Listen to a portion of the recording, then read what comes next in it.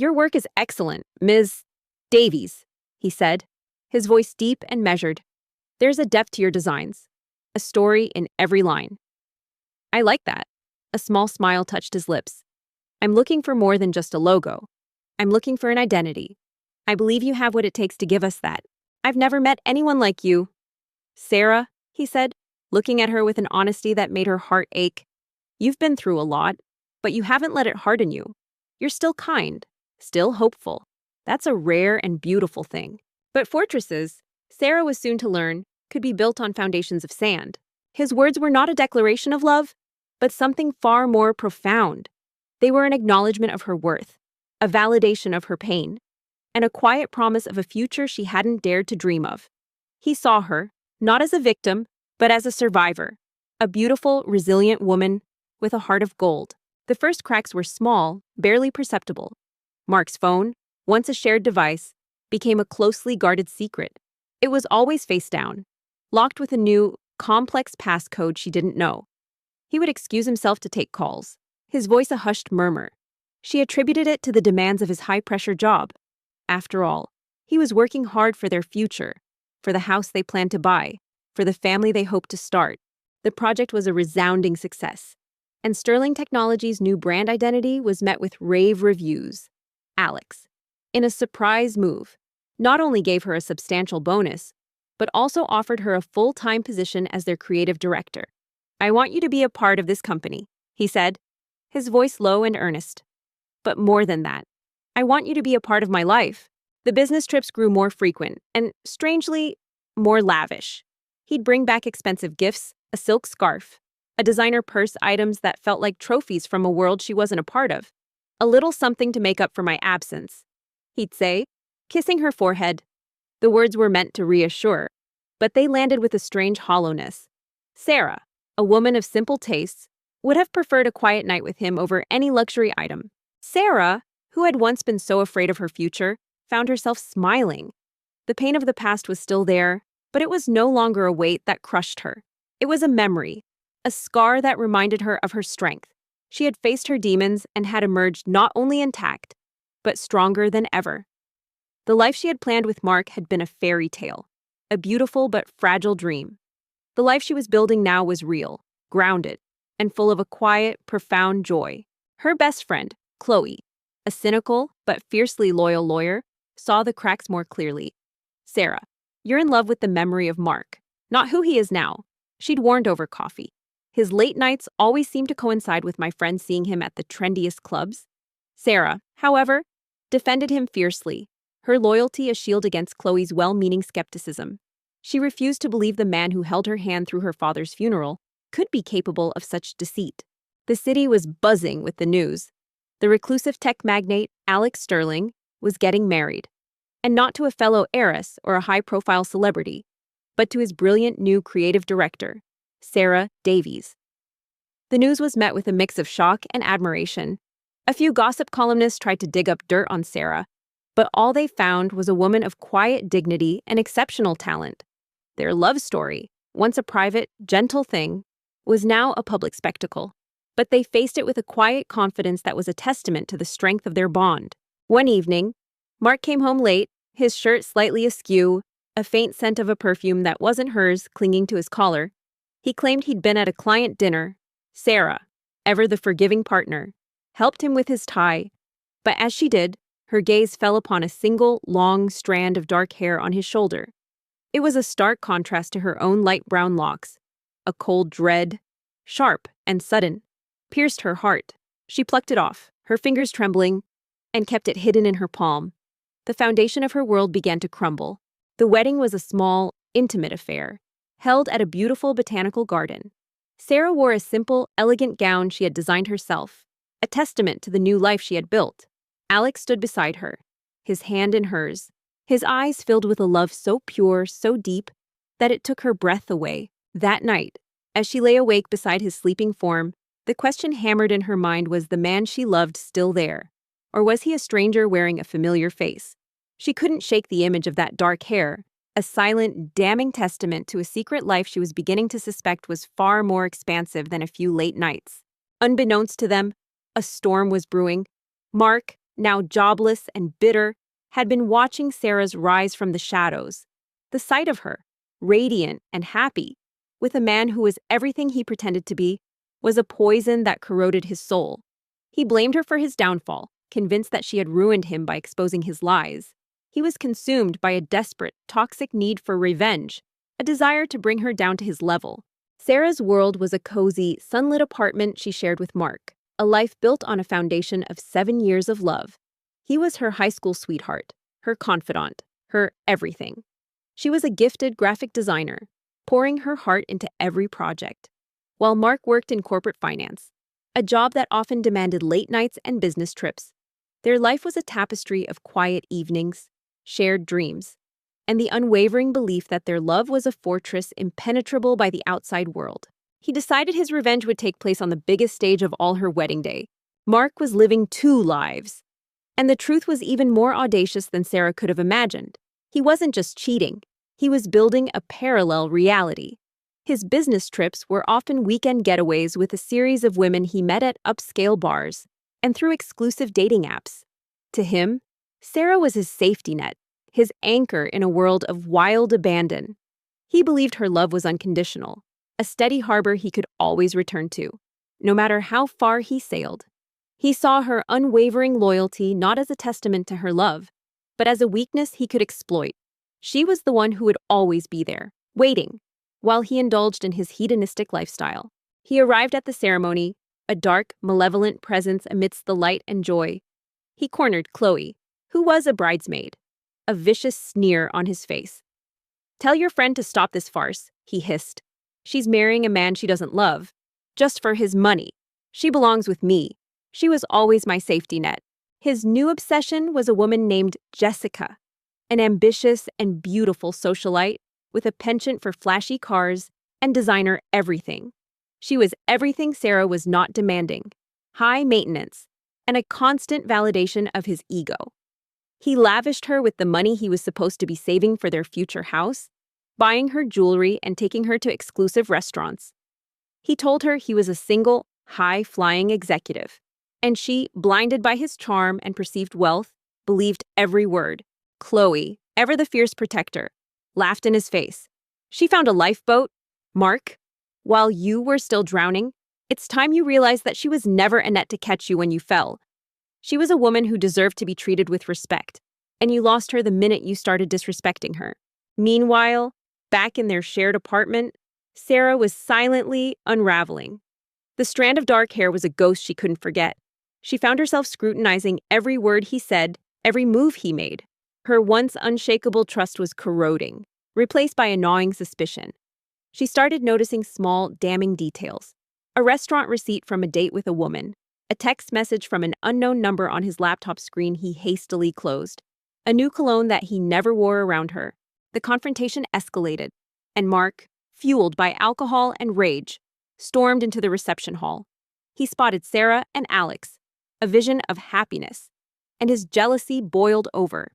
He grabbed a microphone, his voice echoing through the stunned silence. Her work suffered. She stared at her design projects, her mind a whirlwind of doubts. Her clients noticed, and her boss, a kind-hearted man named Arthur, pulled her aside. "Sarah, you seem distracted." "Is everything okay?" he asked, his voice filled with genuine concern. She simply shook her head, unable to articulate the unspoken fear that was suffocating her. "You're all celebrating a lie," he screamed, his words slurring. "She's not a good woman. She left me for this rich guy. She was with me for 7 years, and she just left." The breaking point came one rainy Tuesday. Mark was out on another business trip, and Sarah, feeling an unbearable loneliness, decided to organize their apartment. In the back of his sock drawer, tucked beneath a pile of old t-shirts, she found a small velvet box. Her heart leapt with a desperate hope that it might be an engagement ring. But inside, nestled on a bed of satin, was not a ring, but an extravagant diamond necklace. It was a piece far too expensive for her to ever receive. A gift receipt lay beside it, with a woman's name scrawled on it to Jessica, for a wonderful week in Paris. "All my love, Mark." The guests were shocked. Sarah, her face a mask of shock and pain, stared at the man she had once loved. But before she could respond, Alex stepped forward, his arm wrapped protectively around her waist. His voice, usually so calm and measured, was now a steel trap, cold and unyielding. The world spun. The room, once her sanctuary, now felt like a cage. The tears came silently, hot and stinging, as she held the cold, beautiful necklace in her hand. It wasn't just a piece of jewelry. It was a symbol of his betrayal, a monument to the lie he had been living. The man she loved, the man she had believed in with every fiber of her being, had been cheating on her, not just with one woman, but with a series of them, and had been spending their shared savings on his deception. The foundation of sand had finally given way. The discovery of the necklace was a seismic shock that reordered Sarah's entire universe. The pain was a physical weight in her chest, but beneath it, a strange sense of clarity began to surface. The woman who had blindly trusted was gone. In her place stood a woman who, though broken, was starting to see the world with a new, sharp focus. She confronted Mark the moment he returned, his cheerful greeting a sickening mockery of their reality. She held out the necklace, the velvet box a small, damning piece of evidence. "Who is Jessica?" she asked, her voice dangerously calm.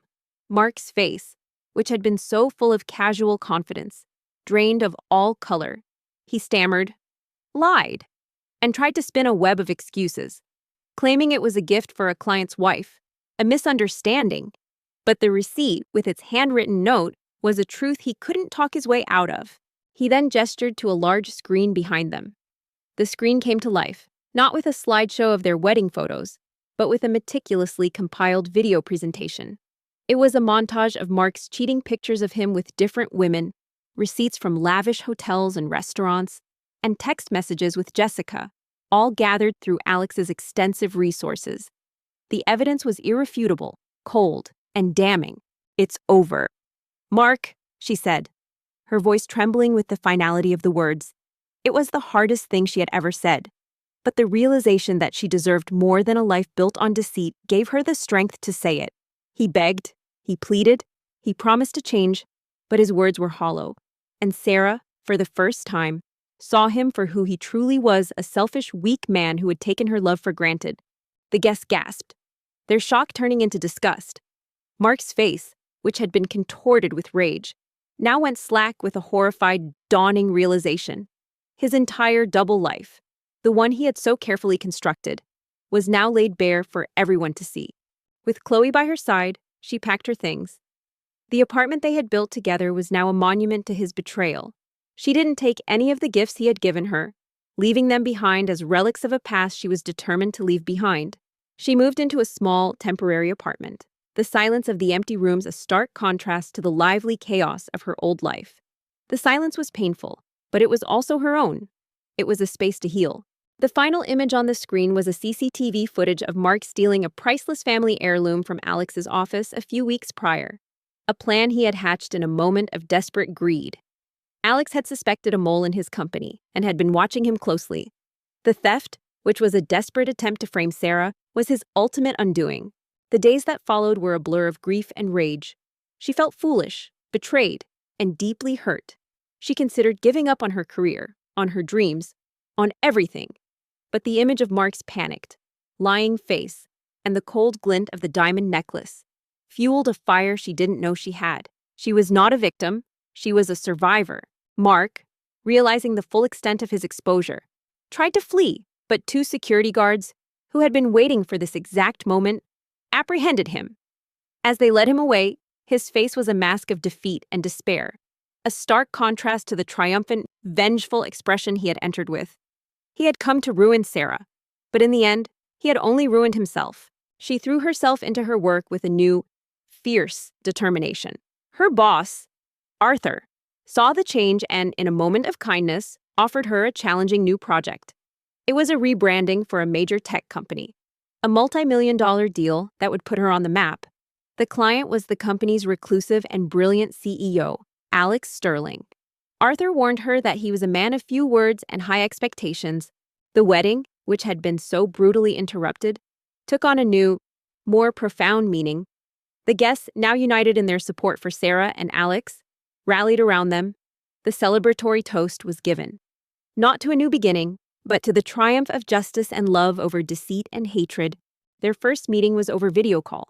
Sarah, dressed in a professional blazer, felt a flutter of nerves as the call connected.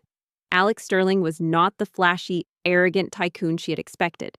He was a man in his late 30s, with an intense, intelligent gaze and a calm, quiet demeanor. His office was minimalist, with a single abstract painting on the wall. He listened to her pitch with an unnerving stillness, his eyes taking in every detail of her design portfolio.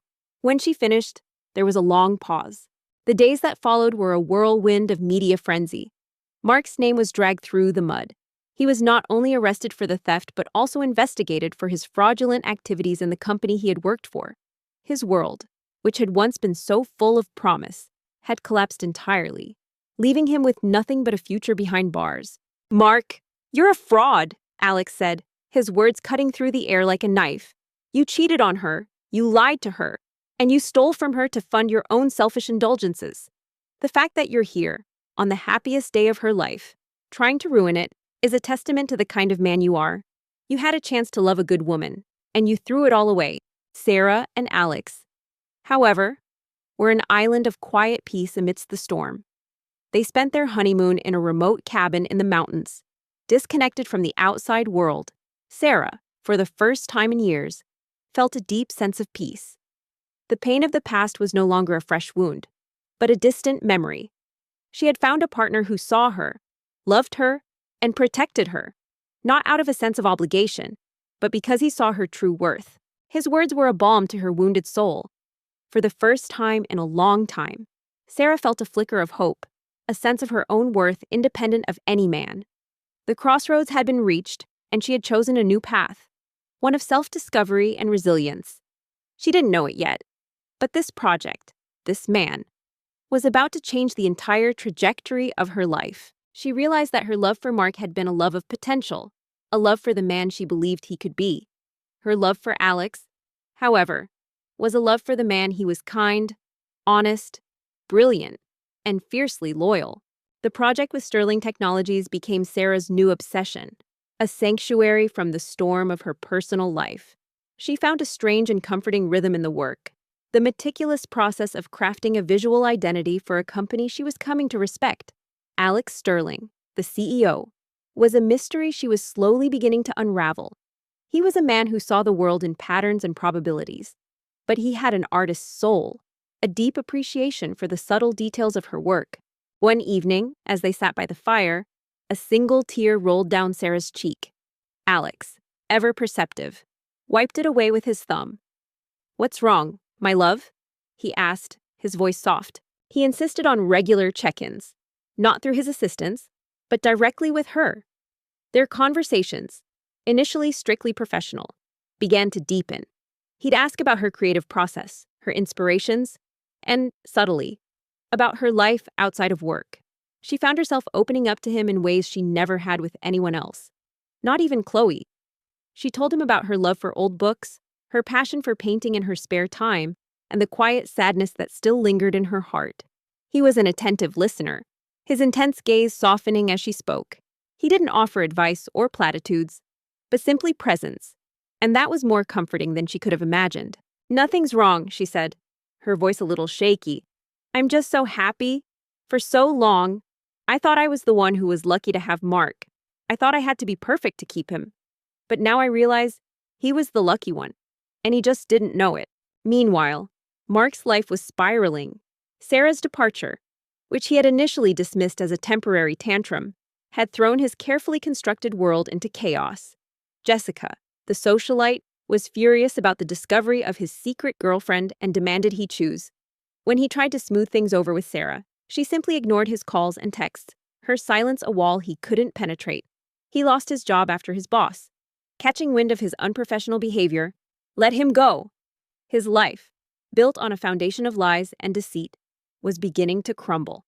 Alex kissed her, a silent promise of a life filled with love, trust, and happiness. She had found her happily ever after, not in the grand, lavish world of luxury that Mark had promised, but in the quiet, profound love of a man who saw her for who she truly was. The woman who had been betrayed had risen from the ashes, and she had emerged not as a victim, but as a queen, with a crown of strength and a kingdom of love. He didn't realize the depth of his downfall until he tried to reconnect with his old friends, only to be met with cold stares and awkward silences. Chloe, in a moment of fierce protectiveness over Sarah, had made sure the truth was out. He was a pariah, a man who had betrayed the trust of a woman who had given him everything. Thanks for watching. If you enjoyed this story and want to see more, don't forget to hit that subscribe button, stay with us for the next one, and while you're here, check out our other videos. There's always more to explore. One afternoon, Alex invited Sarah to lunch to discuss the final stages of the project. He chose a small, unassuming cafe, far from the polished corporate restaurants Mark used to frequent.